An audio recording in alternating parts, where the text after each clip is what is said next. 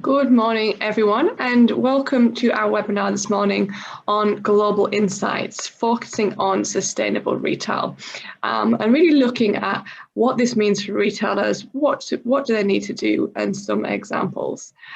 Just a few little pointers to begin with. So the session will be recorded, so if you do need to drop out at any time, you'll be able to access that afterwards, and we'll send across a link later in the day.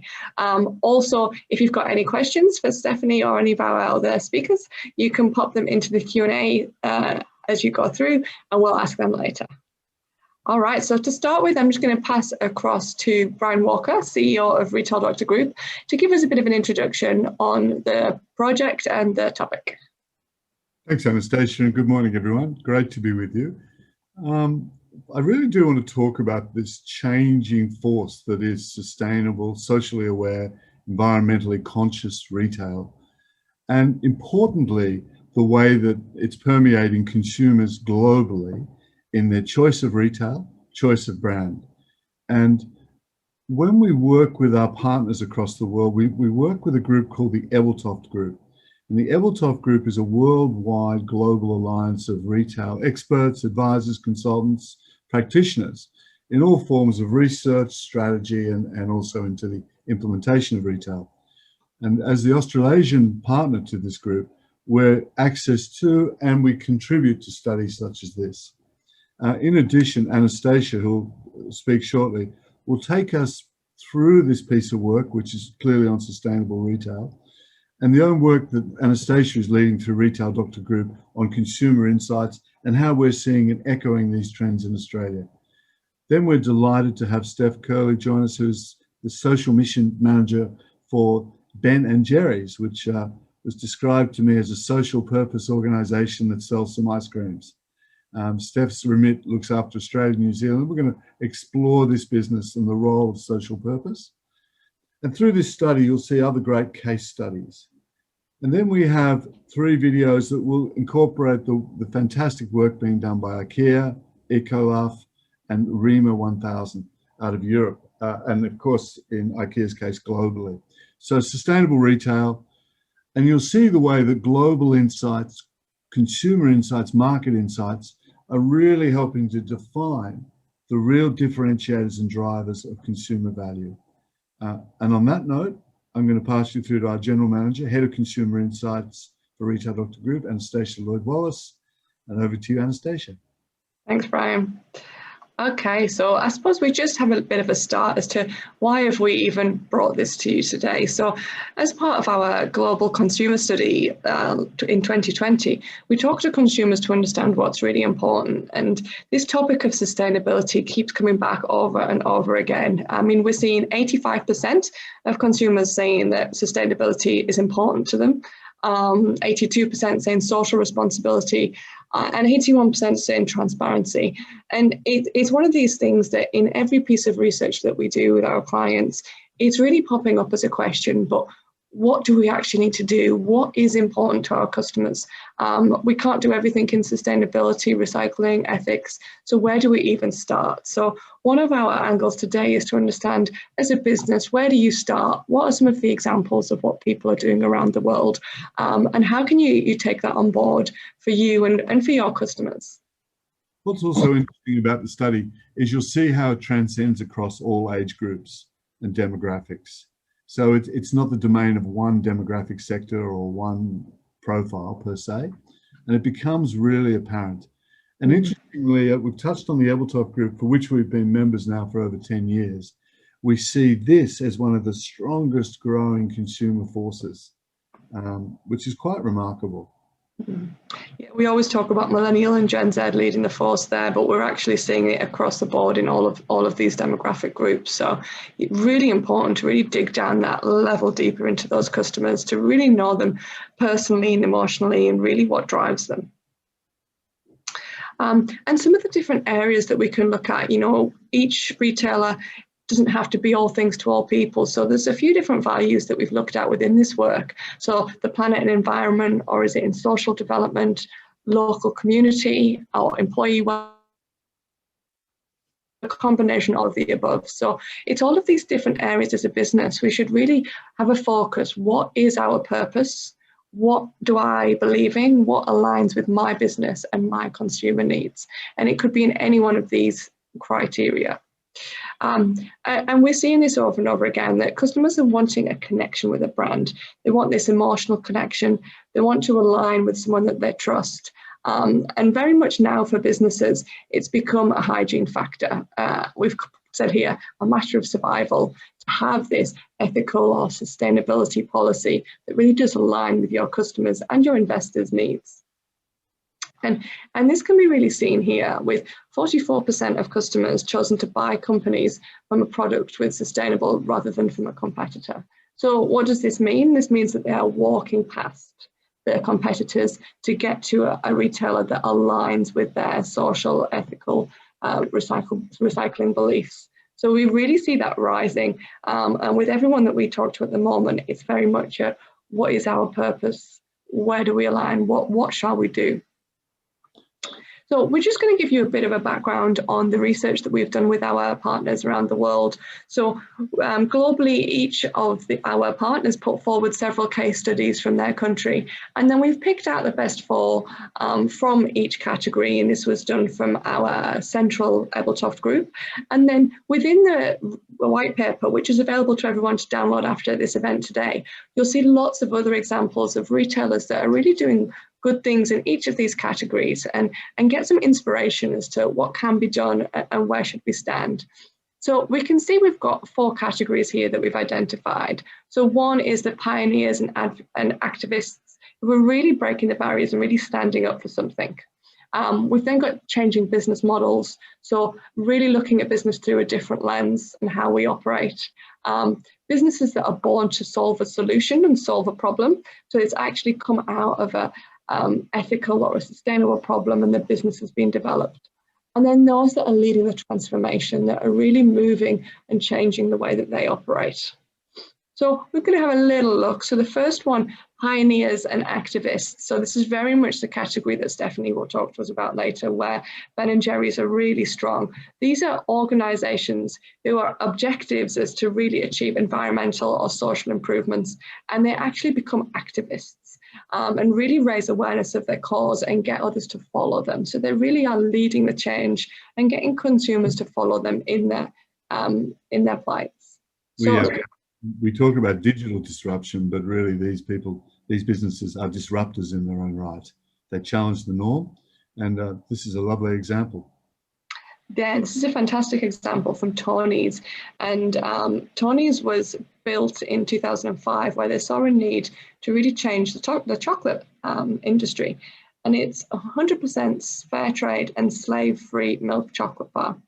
And so the way that they've designed their chocolate bar is to really create awareness to show the inequality, so hence the unequal squares in the chocolate bar, which I thought was quite an interesting concept for something so simple, to really raise it to the forefront. So every time you eat the chocolate bar, you really pay attention to these uneven squares and what that means.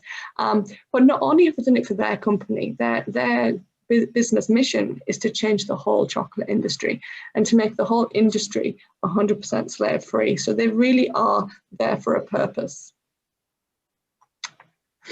And then another good example here is Everlane. So this is a fashion retailer, and their key thing is looking at transparency. So this is something that I'm seeing more and more in the consumer research when we talk to them what they're looking for. It's really transparency in the ethics, transparency in the pricing, so customers can really see what is going on behind the scenes. And Everlane really take it that step further by really showing on every price ticket where the materials, where the labor, who is the labor, where does it come from, where is each product from. And that's something that really has changed in consumers' minds in the last 6 to 8 months, really wanting to know where have those products come from, where is my money going, who am I supporting. So I think it's something that we're seeing really change, and something that is quite easily adoptable by a lot of retailers. And Everlane were actually one of our previous Global Innovation finalists because of their positioning of their product in pop-up stores, Nordstrom and the like. And really interesting positioning, as Anastasia says, in using transparency as a differentiator as well. So thinking about what makes them hard to copy, so they have social purpose leading to commercial differentiation as one of the attributes. Mm. So we're then moving to our second category, which is born to solve a problem. So these are retailers that have really created the business based on a need that they've seen in the sustainability or ethical area. And again, in each of these categories in the white paper, there's probably 7, 8 different great examples. In our first area, obviously, we didn't really touch too much on, the big ones, Ben & Jerry's, which Stephanie will talk about, or Patagonia, which are really key in this area. This one, we've got a couple of that we've really kind of picked out as being a bit different and quite interesting. And this first one was Shift, and this came about from a need to create smartphones differently. So they're manufacturing smartphones, but in a different way so that it actually saves resources. So they're looking at creating a modular design, and this way it's looking at purely into the sustainability of products, less waste, and really sort of where it's coming from, fair and sustainable. So it's a new way of in the tech industry. So it's really much disrupting the tech industry in the way that they're working, and basically making these smartphones last longer, become much more sustainable and much more efficient recycling. One of the things that we see, and Anastasia is alluding to, and we saw this you'll see this in the IKEA, I beg your pardon, the Spanish company, you'll see it in the video. He talks about being shocked by pollution in the ocean. And he says, I don't want to be another company that contributes to the problem. I want to be a company that creates the solution. And I think that's a common narrative amongst these businesses that we're looking at. Yeah, very much. The next one is one of our Aussie retailers, Biome, and hopefully I've said that correctly. And it was the first online eco-store. So basically, if you want to change the way you live, become zero waste, they're giving you all the tools to be able to do that. So recyclable coffee cups, right down to food wraps, right down to everything else. And they started in 2003. So before you had recyclable coffee cups in every street corner, these guys really led the way for change. They were the first B Corp retailer in Australia as well. So really changing the way consumers live was their purpose, to give you the tools to live much more sustainably and recycling. And then the third category is changing business models. So this is looking at businesses that have changed the way they work internally. So rather than to the consumer, it's the way that they're set up to really look at their people and their internal resources to create a much more worker-friendly and equal environment. And the first one is the Cooperative Group out of the UK. It's the largest food retailer, 5th largest food retailer in the UK, but one of the largest corporations in the world. And it's managed and owned by its members. So everything is done by its members rather than shareholders. So all the business decisions are really conducted by these members and promoting ethical and sustainable at every single step and fair trade along the way. And so it's really rethinking the way that people work. And being from the UK myself, you've got a co-op on every corner, a convenience store, and you do become a member. And it means that as a local resident, you feel part of that co-op community and contributing as to what's involved. What's interesting also about this business, as many others, is that they really place values and purpose into the classic vision, strategy, mission, goals piece that we've grown up with, that they're really strong elements. What's our purpose and what values do we subscribe to in everything that we do along the supply channel? And this is another example of a co-op coming out of America. And this one is looking to change the way that sort of people live. So it says here, dedicated to inspiring, educating and equipping its members and the community for a lifetime of outdoor adventure. So it's really looking at how it can make its members change their lives, in particular their employees. So each employee gets 2, as they call them, yay days, which I thought was a really interesting concept, where the employees get paid to go outdoors. So as part of that business, they're really encouraging everybody to live a much more outdoor and healthier lifestyle.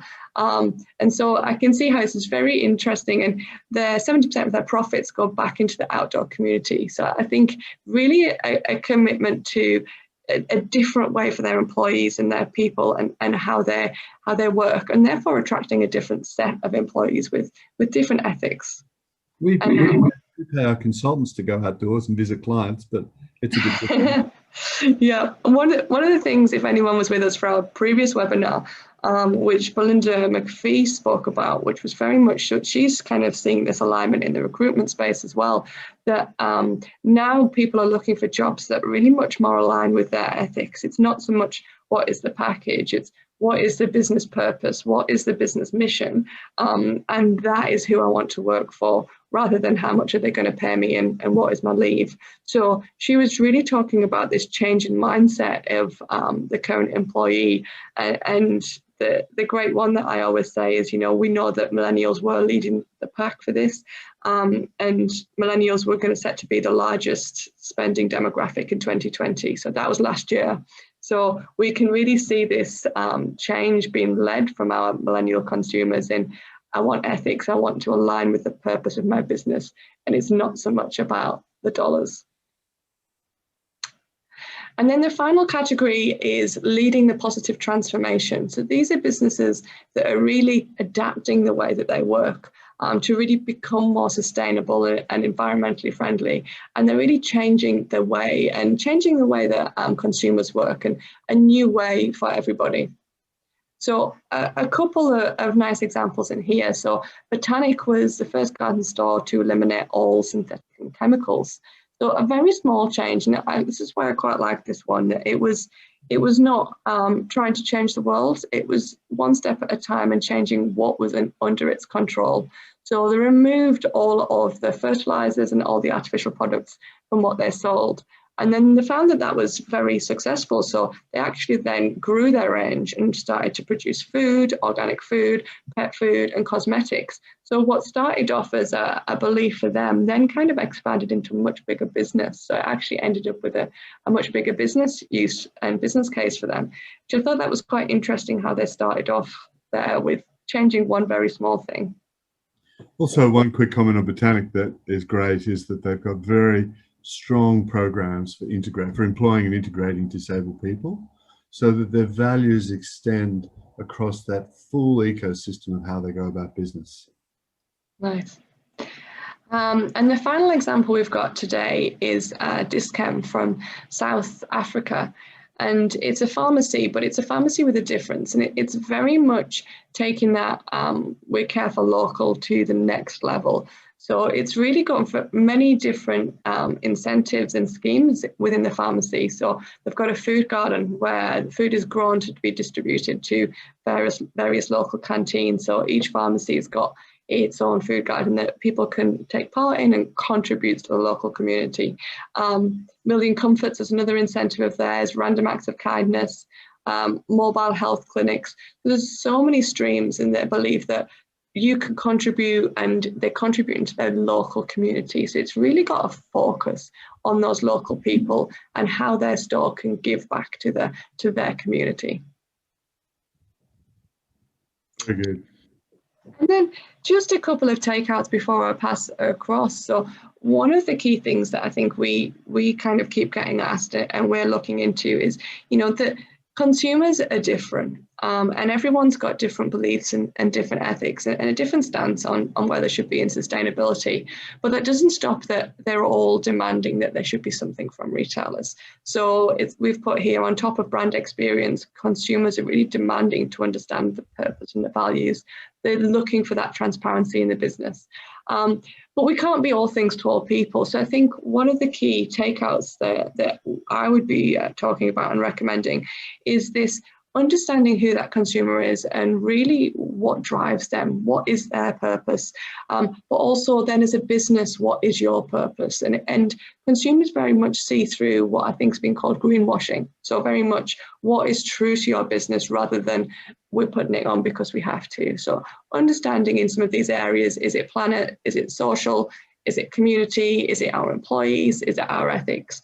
And what really means something to us, and where are we aligning ourselves? But really listening as well to those consumers and to who they are and why do they interact with you? What do they want from you? Agree, absolutely.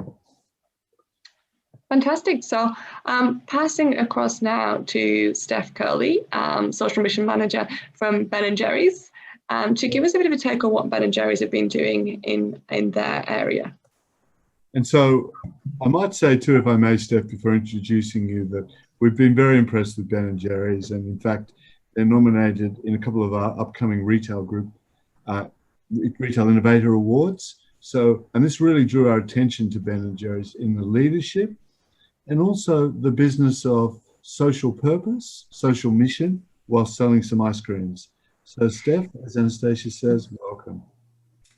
Thank you so much. Good morning, everyone. And thank you, Retail Doctor Group, for the opportunity to talk through our story and share it with you. I'm really excited to be here today, mostly because I am a massive Ben & Jerry's fan myself.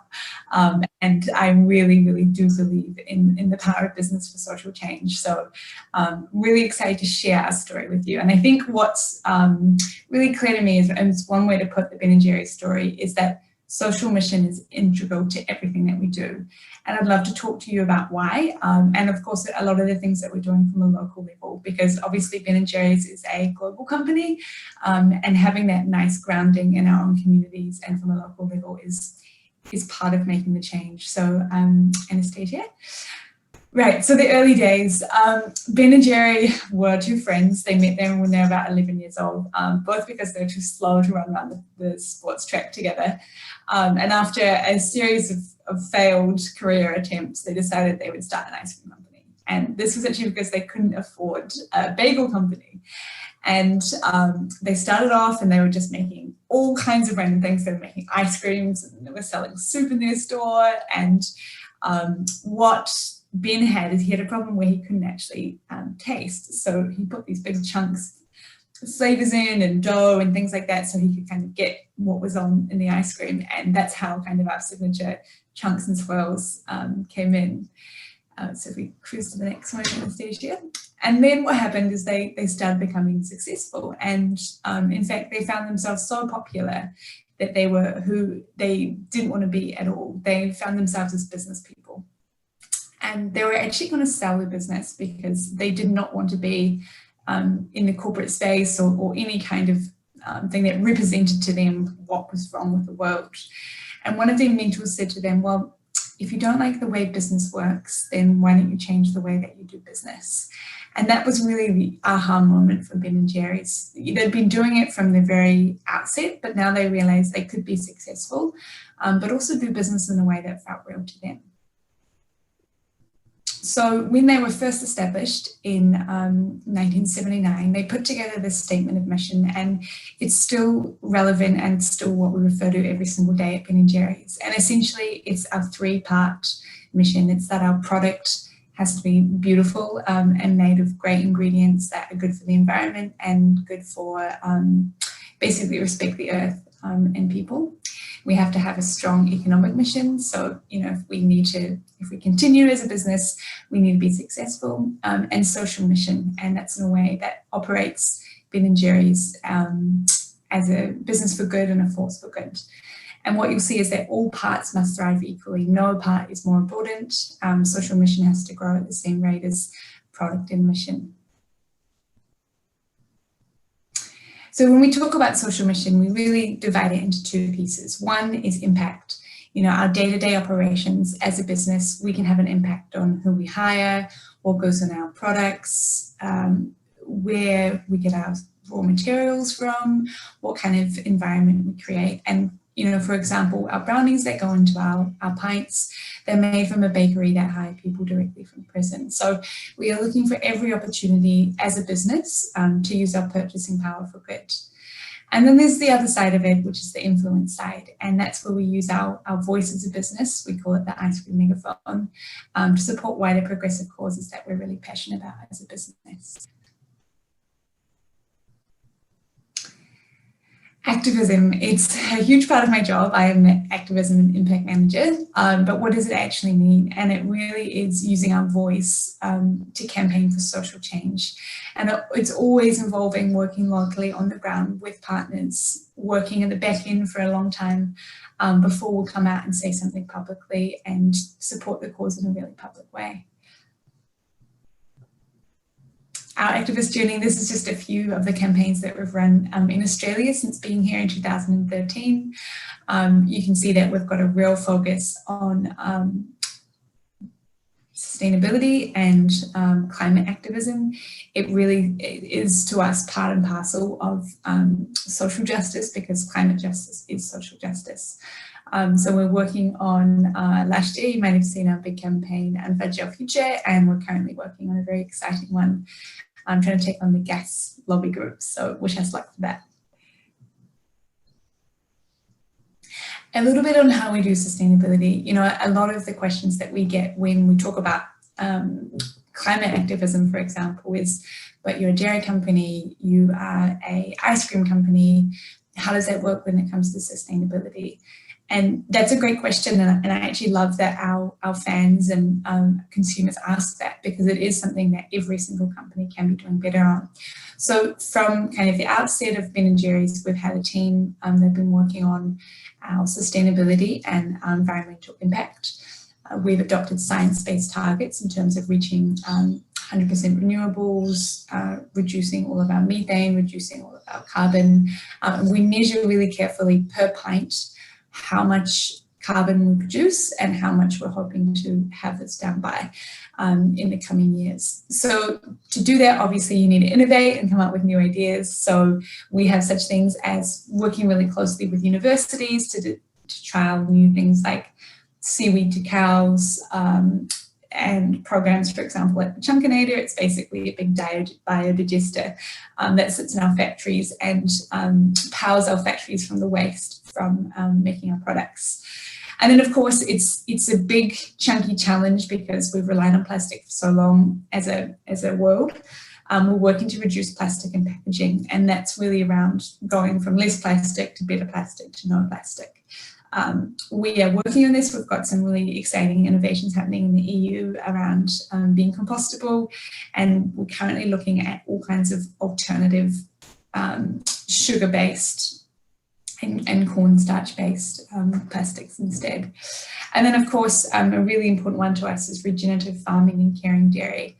Obviously, if we are using animals in some of our products, then it's really important that these animals are looked after. They're in an environment where the farmers are looked after. And it's something that before we started, we realized we never actually ever had, there's no program that you can kind of guarantee one. So we made one ourselves so that we're really sure that the farmers that we brought the milk from were looked after, as well as the cows. And then you can see I just included the little logos. We're B Corp, as well as we're fair trade with our ingredients. Locally in our scoop stores, you know, we always look for opportunities in our own retail stores at a really local level to reduce our environmental impact. So most of our stores use PowerShop, and that has 100% renewable energy. We banned any plastic straw or plastic spoon from our stores. We are looking on a huge range of options in terms of reducing our packaging. One of the ideas that we recently introduced was making the cone the same price as a cup. And that's a cost that we bear, but we understand that for some people that extra 80 cents was the reason why they were getting the cup. And in the cone, it's eatable, it creates no waste. So we're working on that, and also BYO containers. So there'll be a very, very fun launch coming up soon for that. And then sea bin projects. If you kind of think of a big rubbish bin in the sea, that's essentially what it is. It's a bin that absorbs rubbish from the ocean, it filters it, it cleans it out, as well as any microplastics or any oil or things in the ocean that basically need filtering. So we've been sponsoring sea bins, both in Australia and New Zealand, and we're hoping to use that as a bit of an education station in our stores as well. And just social mission, like obviously social mission is really core to who we are. It's not just kind of something that we speak to. So our Scoop stores, whether they are company owned or franchisee owned, all have a real part to play in our social mission. So mission meters are in store. Essentially, we let our fans and our customers choose which group we volunteer with each month, or give money to, or participate with. And our scoopers go out once a month or once every 2 months, and they get involved in the local community. We also use our stores as a really great way of fan activism. So when we have a campaign, we open up our stores as a way to send a letter. For example, you might write a letter to your MP and post it at our Scoop stores, or we use our stores as massive billboards to send a message to Scott Morrison. We also make sure that everything that we buy into our stores, so for example, if we're buying t-shirts for our stores, how can we get them from an organic, socially minded company? And we use a great company called Liminal. Really recommend them. They're from New Zealand. At the moment, we've got some really exciting things developing in terms of our own local stories with where we source our brownies and cookies. And you'll see the group, they're Pure, they hire refugees, and we're working really closely with them to get some of our products from them. So that's very exciting. And then the other thing is just getting out there. You know, it doesn't have to be a necessarily heavily planned thing. This is some photos from Project Joy, when over the pandemic we just went to a lot of the everyday essential workers that weren't really recognised, people volunteering on the front line, people working on the front line, and we just got out there with as much ice cream as we possibly could. So I've been asked to talk about what fans and what consumers think of our values, and there's just a few things I want to share on this because I think it's quite an important discussion to have. Firstly, key to sharing our own stories, our Scoop stores. So this idea of retail and a physical store, brick and mortar. I know a lot of people are moving online these days, but online just, it doesn't offer the experience that a tangible in-store experience can have. And for us, it really allows us to both tell our social mission story, but also allow our fans to participate in being part of the change. And for us, that's really exciting. I think this stat that I pulled from this really interesting report from Republic of Everyone, they just did a really big research piece into what people want and who have the power to make these changes. But essentially, almost 4 in 5 people think that brands should support causes or make changes to their products that address social and environmental issues. And almost 50% of this 2,000 people surveyed say that they purchased a product with the intention of solving a social and environmental issue. So that's huge. That's 1 in 2. That's every other person that you see on the street. And I think, you know, just to Retail Doctor Group's point, it is the way of the future. Brands that don't move towards this will be left behind. And I included this little photo here of a Ben & Jerry's tattoo because I think for us, you know, a lot of the activism work we do, it can be quite polarizing. You know, we come out and talk about issues that most businesses won't be comfortable talking about. And the tattoos just are a classic example to me of the fact that people are so passionate about Ben & Jerry's, they kind of become our super fans, that they're happy to have a tattoo all over their body. So I think that was speaks for itself there. Just some key learnings on the journey.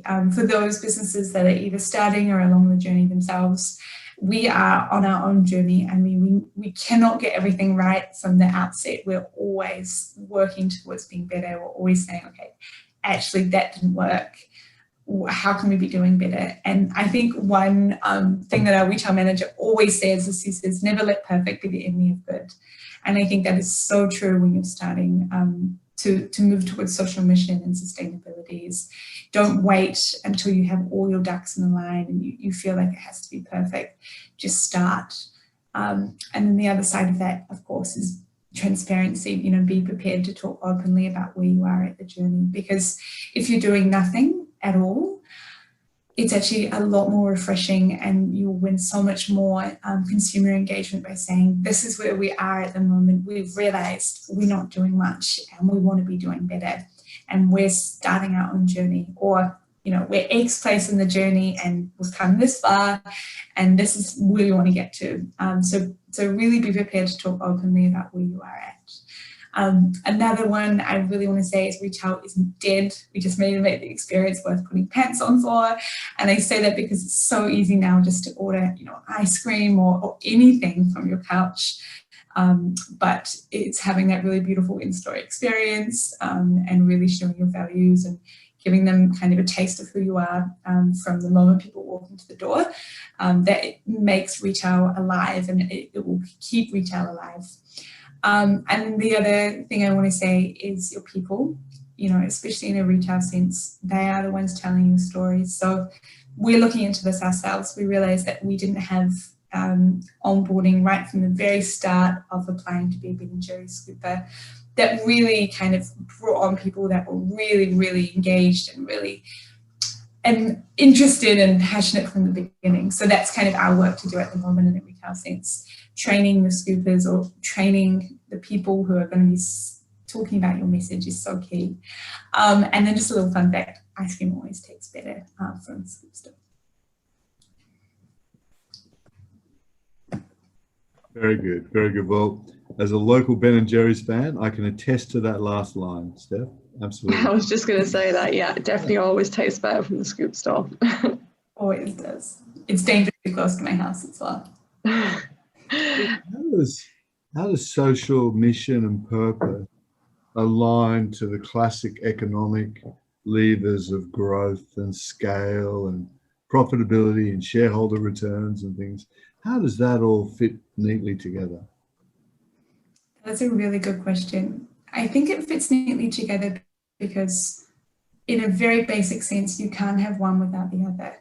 You cannot have profit and success without the people around you rising with you and having success alongside you. So it really has to be something that you see as beyond your own business. It has to be, you see your business as a community of people and that you as a community rise together and grow together. Even if your community, for example, for us is in Ghana and they supply our chocolate, or is in places around the world that don't feel like community because we can't see them every day. I think of the world as your community and how you can bring them with you. And that's how you align in every stage of the business process. It's a great answer. And, it's interesting when I look at the history of Ben & Jerry's, this idea of social entrepreneurs, which the founders were, and it's a great term, isn't it? But ultimately the business on sells to the Unilevers of this world with T2 and all its interests. How does that business of social purpose fit within the broader Unilever family that has, the T2s of this world, who also seem to do quite increasing work in this space? I love that question. So how Ben & Jerry's is set up is when they were bought by Unilever, they basically signed this once in a lifetime legal agreement that said that Ben & Jerry's would be a wholly owned subsidiary that would be run by a board of directors. So we're run by a board of directors that really exists to keep our social mission and our social purpose alive. And this board of directors, they're about as activist as you can get. They're ex-head of Greenpeace. They're the real movers and shakers of the world. And they really help us and challenge us in everything we do to make sure that we're aligned. And I think that's really key to Ben & Jerry's being who they are within a broader business, is that they have a leadership that drives and ensures that we stay true to who we are. In saying that, in terms of the broader piece, Unilever, a lot of people might think of Unilever as a big corporate, which they absolutely are. But I can say with full sincerity that the changes that they're working towards at the moment, particularly in the Australian business with Anastasia as the leader, are really inspirational and they're really aspirational. And, we may be the pointy end of Unilever, we may be the activism, we may be the side that sometimes we don't always agree on things, and that's okay because we're allowed to do business our own way. But there's a real change in groups like Unilever that are saying, actually, this is really important, and we're going to be really courageous in the steps we're taking towards it. And I guess sort of wrapping up what has been a terrific session from yourself is thinking about and Anastasia touched on this, consumers voting with their hearts and minds, keeping close to consumers, getting feedback. So you're quite active in that loop, aren't you, in understanding what customers are saying, and that they are candidly prepared to engage in this social experience, the social purpose, and frankly, pay more for it on the basis that the product is a superior product as well. Yeah, I mean, I just on a personal level, I personally answer any question on our social media or on our digital around social mission. So any questions around why are you an ice cream company, but talking about climate activism, where do you source this from? Do you use palm oil? I personally see all those questions. I answer them myself. And I think that's really important to be transparent about that. Mm. We haven't talked a lot about Patagonia in this session, but it's in the study, and they're also great benchmarks for social activism, but they are social activism with quite a political positioning too, particularly in the States. The ability to engage and just again to disrupt, isn't it, along the way? That's always, I guess, the really interesting piece to be thinking through. How do we drive social change in a way that, spreads the mission, if you like? Yeah, Patagonia are amazing. I really admire the work that they do. We admire the work that Ben and Jerry's are doing. So thank you, Steph. I do just a really quick question, because I think what I like that picture of the guy with the tattoo. I thought that's really loyal customers, and so through having these really strong beliefs and mission, you're really building really loyal customers. What would you say to retailers that are maybe a bit scared of alienating some customers? Because I guess you've had to kind of say, well, that's okay if you don't agree with us. But to some that are maybe not in that position yet, they find it maybe a bit more confronting. Sure. So in terms of speaking out on an issue that feels genuine to you, I think that while there's the fear of alienating customers, and of course it's always a very real possibility, the amount of people that you are going to alienate is so small, because the group that are already in your story, they're already involved, they're already caring about it, they're actually not going, they're probably already aligned with the way you think already. The other messaging that you're putting out, the other story parts that you're telling yourself, you're not going to have some really extremist people following you if you've done, if you're true to yourself and you tell your story. The other thing I'll say is we get so many people saying, I'll never buy your product again now that you're standing up for LGBT rights or that you're standing up for climate change. And they do. So I'll tell you that for a fact. People will love your product regardless, and people become so passionate about you and brand advocates for you if they feel like what you're talking about and who you are as a business represents them.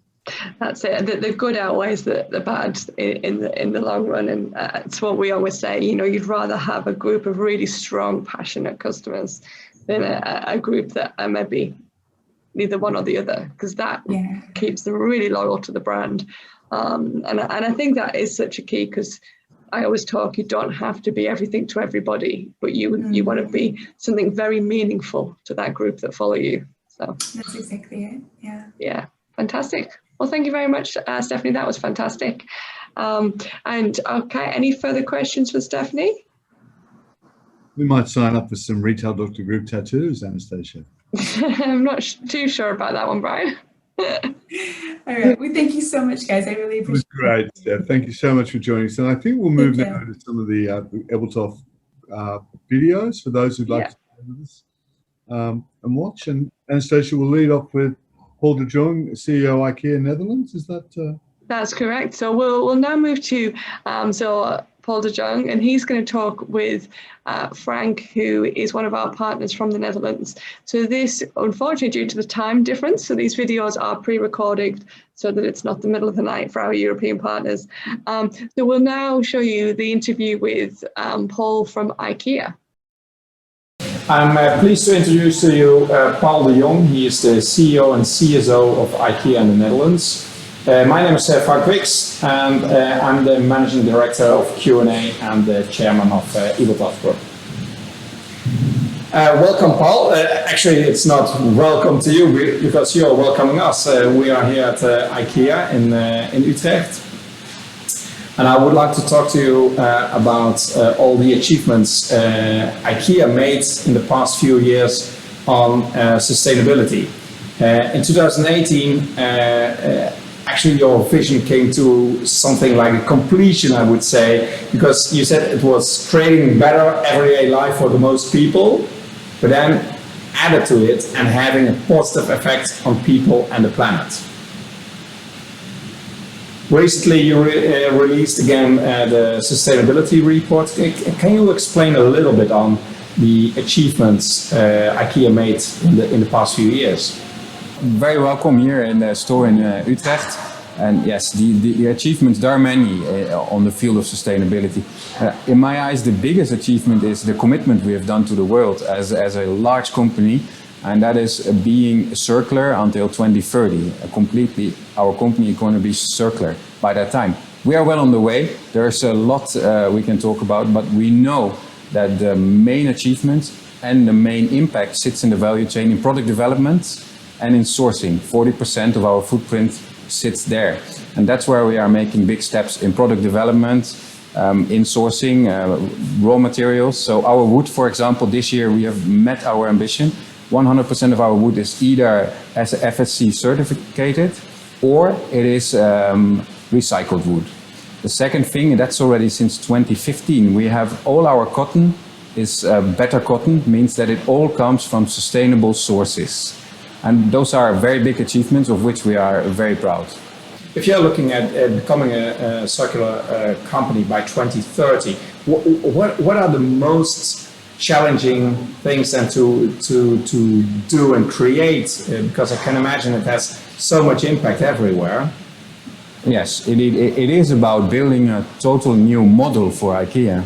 So there are many challenges. It's like we said, in the value chain at sourcing and product development, but it's also how do we extend the lifetime of our products by offering new services like the buy back services we do. So customers can bring back their products and we bring them back in our circle or make them available as a second-hand product.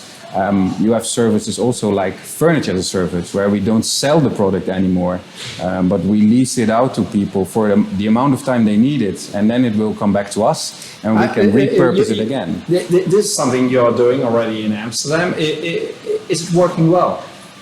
It always depends on how you define well, but it is a very relevant service. It's asked for. And we also see that it gives us the opportunity to offer a more circular service. So yes, we believe in it, and yes, we will also extend it.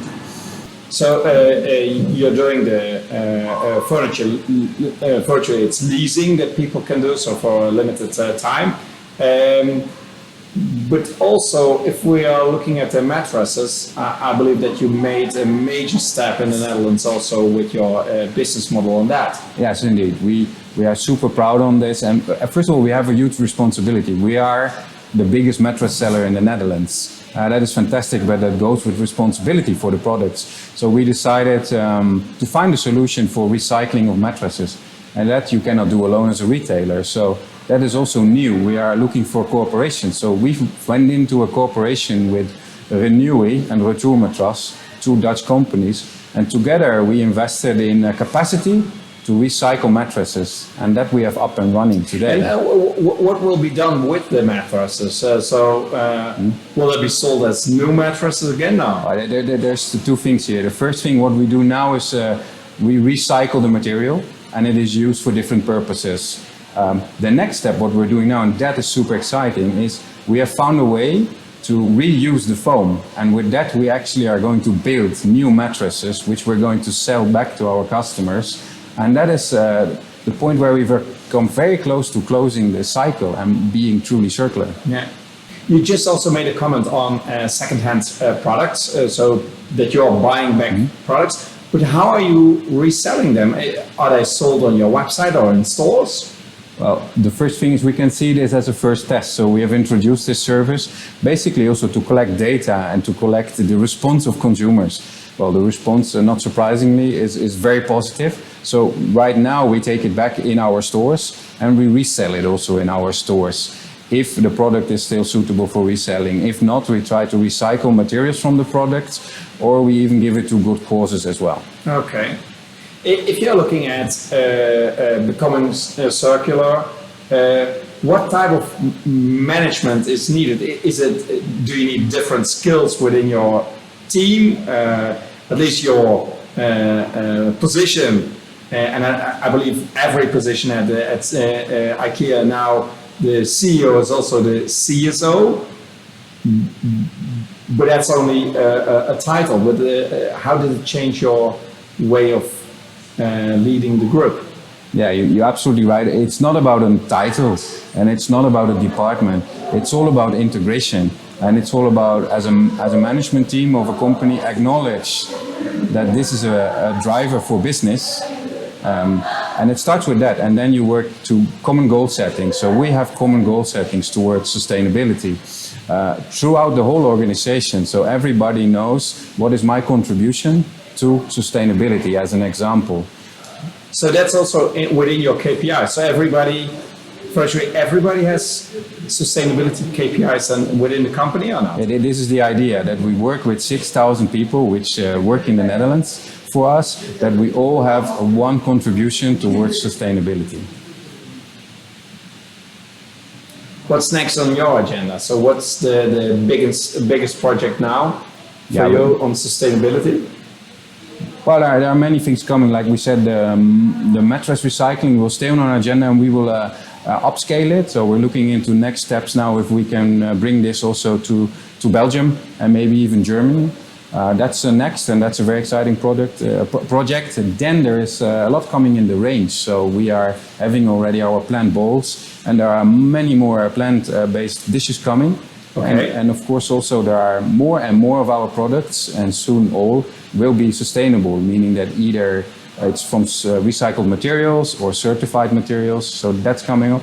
And very exciting to me personally is that we have a roadmap to 2025 for our customer deliveries, and we will do that completely emission-free by 2025. And especially now already, if you're looking, so during lockdown periods, you became very acknowledged on doing business online, because there was no other way in doing it.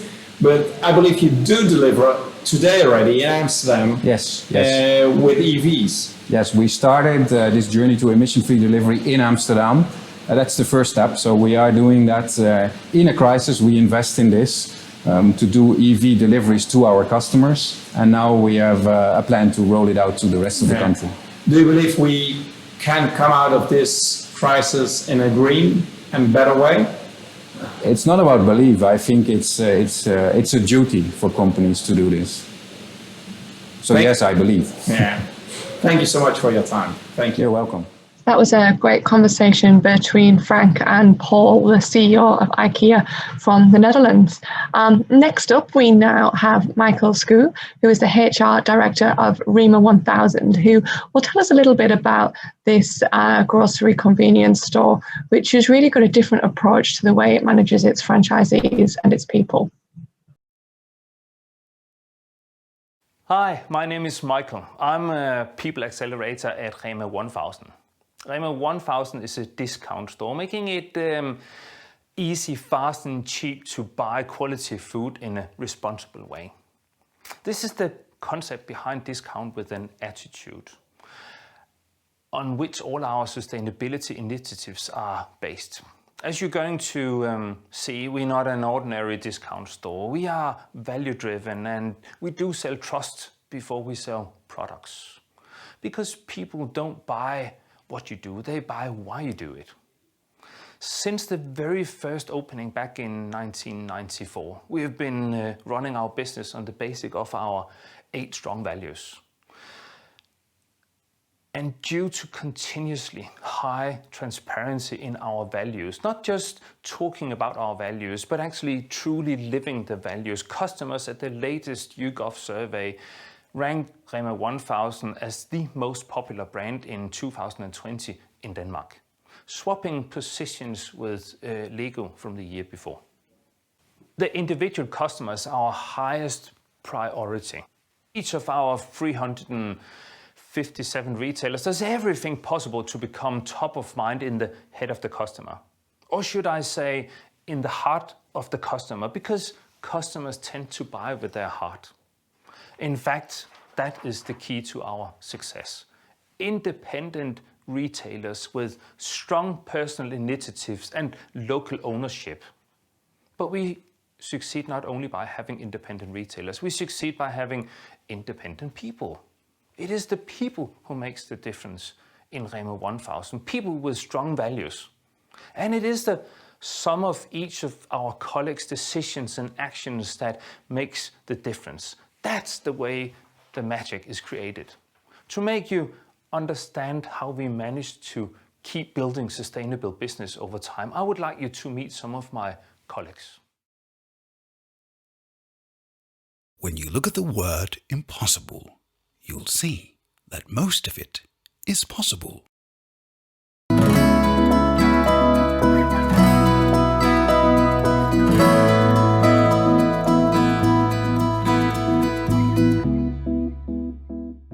Rhema 1000 was founded by Odd Reiten in Norway in 1979, and in 1994, Rhema 1000 entered the Danish market with independent retailers welcoming Danes to their franchise stores. Odd didn't only create a franchise chain, he also created a new way of thinking. He created a company driven by values, with real people making independent decisions based on these company values. Often companies have rules and policies deciding on how we make decisions and interact with one another. The downside of this approach is that these rules are inflexible and rigid, which leads to employees focusing on obeying the rules instead of improving their independent decision-making. A value-based company, however, has a set of values serving as a guiding principle for how we as employees should act. Ultimately, this means that we're able to make independent decisions, as long as they resonate with the company values and hereby move in the right direction. At Rhema 1000, we have 8 set values that determine how we do our job, how we behave, and how we approach our surroundings. The Rhema 1000 values are important to me because they define how we look at other people. They define how we should interact without everything being set in stone. We don't have specific rules at Rhema 1000. We make decisions based on our values, and that's why they're important to understand. When you do understand these values, it's hard to look past them when you discuss management, talk to employees, or sell groceries. Trust-based management is fundamentally about believing in the individual. I have never felt the same level of trust as I do here. The employees might catch themselves thinking, what should I do with these groceries? But they don't have to ask. They just make the decision on their own. Giving them that experience is vital. I gain a lot of confidence when being shown this kind of trust. I'm able to develop because they trust me. Discount with an attitude means that we care about what we sell. We care about the product quality, the manufacturing, the transportation, and the packaging because we have a responsibility for the world we live in. It's about respecting each other and the world we're a part of. It's great that we care about more than just our sales numbers, that we actually care about our products. I enjoy working at Rhema because of our human values, that we care about our society and the people around us. We hire people from vulnerable groups and people who are going through a rough patch in life. That's our CSR profile. We practice what we preach, and I respect it immensely. For this reason, I enjoy putting in a shift here at Rhema 1000. We concern ourselves with 6 of UN's global goals, and we strongly care about our CSR profile. For example, we've saved millions of transportation kilometers with our customer-to-customer delivery program. Each Rhema 1000 store is an independent store with its own registration number. The owner, the retailer, has made a franchise agreement with Rhema 1000. This independence is extremely important to me because I value the freedom highly. I decide how the store looks, who I hire, and when I go home, all with support from the management. Retailer independence is our biggest strength. Each retailer gets to decide what is right for their specific store in regard to employees and customers. We can make the decisions right away. That's our biggest strength.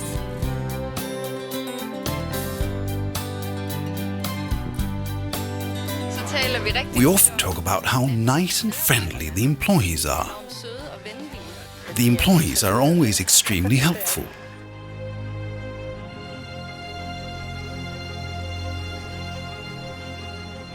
When shown trust, we gain confidence. It gives us the confidence to challenge ourselves and thereby develop.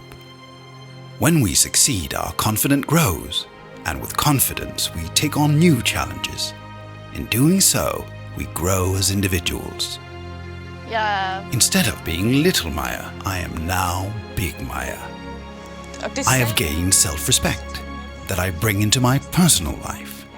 Even though I don't work 37 hours a week, I feel I make an impact at the store, and that is such a great feeling.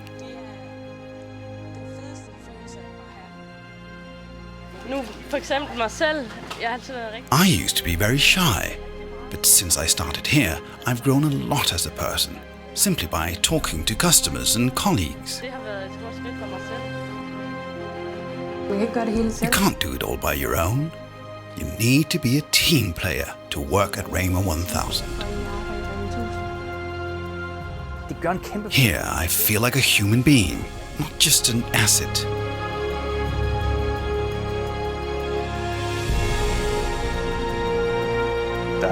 The values here resonate well with me.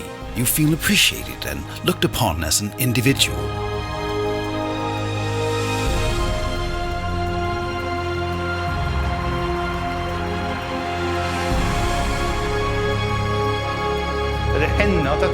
It brings tears to my eyes when people show genuine enthusiasm and belief. We are Rhema 1000.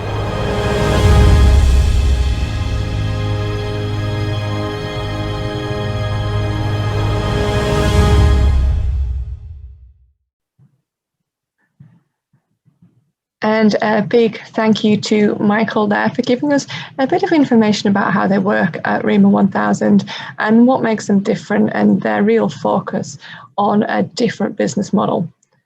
And finally, our final speaker for the session is Javier Goyeneche from IKEA, and he will be having an interview with Magda, who is our partner from Spain. So nice interview talking about what the brand has done and why he set up the brand in the beginning. Javier Goyeneche, and welcome to Sustainable Brand and Retail Global Webinar. We're incredibly pleased to have you today with us so you can explain in person the unique and successful EcoAlpha business. I've always been fascinated by entrepreneurs and business innovation, learning about how makes you drive or create a new business concept.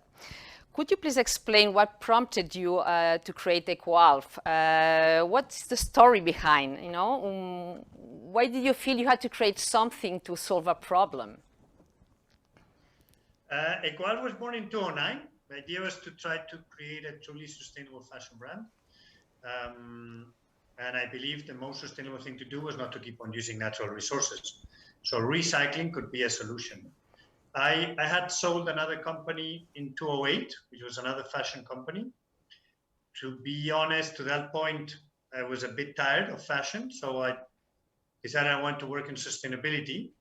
For 1 year, I tried to find like a nice project in sustainability, a good foundation, somebody with an organization with good projects, but I wasn't able to find that in Spain at that moment. So finally I decided, why don't I try to create a company which unites fashion and sustainability. No, my two sons had been born, Alfredo and Álvaro, and that's why the name of EcoAlf comes from the letters, no, from Álvaro and Alfredo, and I decided to launch. It seems overly complex, but at the same time, very ambitious project. What has been the most or the hardest things you faced and the most rewarding parts of creating this business? It's been a long journey.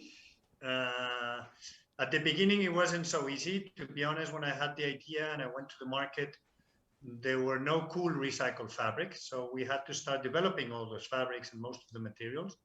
So it took me nearly 3 years to launch the brand. I mean, from 2010 to 2013, I traveled around the world making a lot of joint ventures to develop most of our fabrics and materials. No? So finally it was launched in 2013.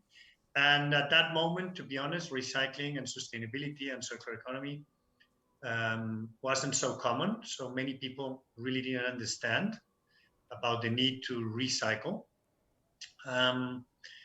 But from there, I mean, it's been a beautiful journey full of many challenges, but also a lot of rewarding. I think probably for me, the most rewarding of all this journey has been upcycling the oceans. No? This is a project we started in end of 2014. We started with 3 fishermen from the east coast of Levante who let us put a little container in the boats. So the waste, instead of throwing it back to the ocean, they will take it to the port. Unfortunately, mixed with the fish, every time they pull up the nets, there was a lot of waste. And right now it's over 3,500 fishermen. We're in 45 ports in Spain, nearly 1,000 tons of waste taken from the bottom of the ocean. So it's been incredible, no, to be working with all these fishermen since then and all this collaboration. Mm-hmm. And then, well, I think we have a video, which is a short video, which also explains part of what we believe have been achievements over the last years since we started 10 years ago, and what are our main goals for the near future, which I would love to share with all of you. That's great. So let's have a look at the video, and I will continue with some questions afterwards.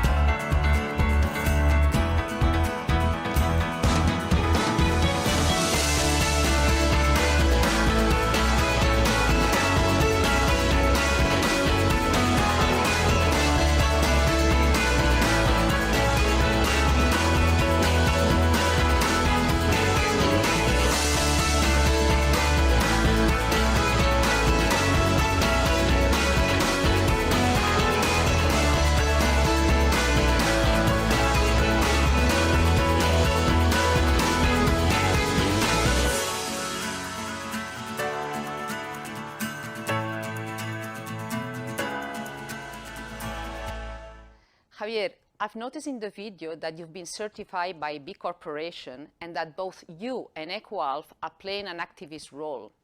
How important is for EcoAlf to promote a conscious consumption?